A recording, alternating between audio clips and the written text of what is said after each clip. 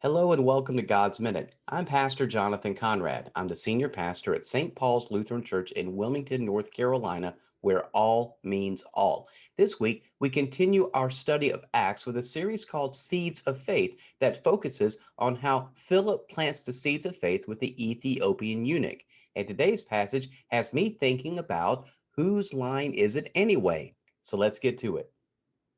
Now there was an Ethiopian eunuch, a court official of the Candace, queen of the Ethiopians, in charge of her entire treasury.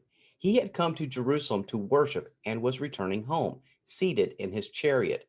He was reading the prophet Isaiah.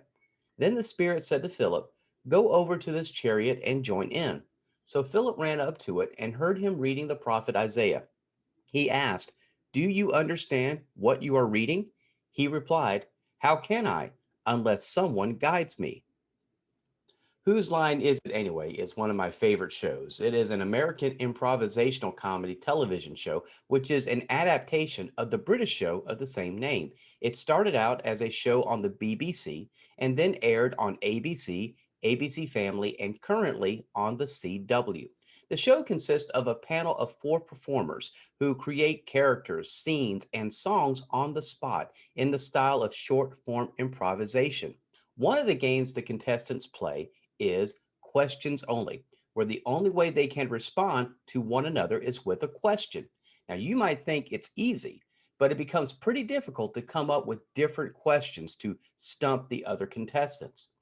Luckily, Philip does not have that issue in our passage. Another way that Philip plants the seed of faith is he starts his conversation with the Ethiopian eunuch with a question and not an answer.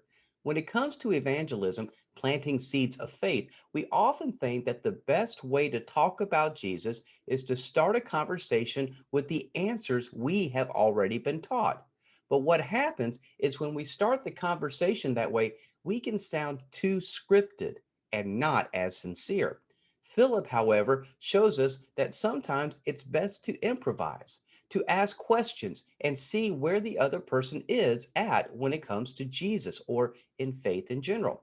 People are more responsive when you ask them what is on their mind. By asking questions and responding to those questions, you develop something that is very important to God, a relationship.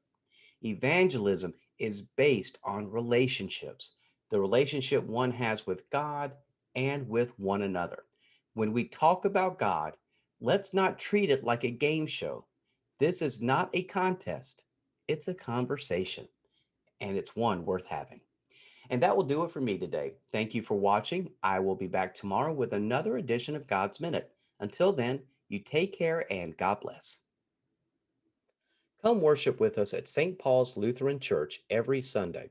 If you are in the Wilmington area, please worship with us at our 9 a.m. and 11 a.m. indoor services. Holy Communion is served at each service. Gluten-free wafers and grape juice are available if you need those items.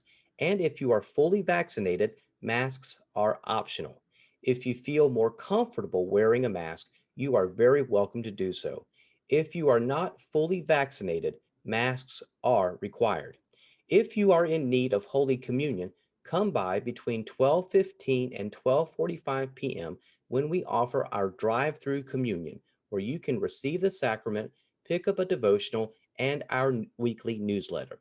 Gluten-free wafers and grape juice are available if you need those items.